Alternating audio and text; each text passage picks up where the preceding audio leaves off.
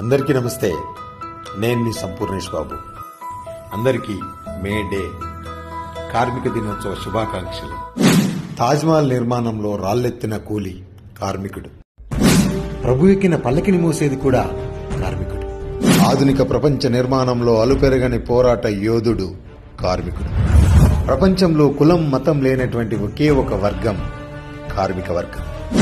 May Day ఎంతో మంది కార్మిక సోదరుల రక్త తర్పణాలచే ఆవిర్భవించింది ఈరోజు.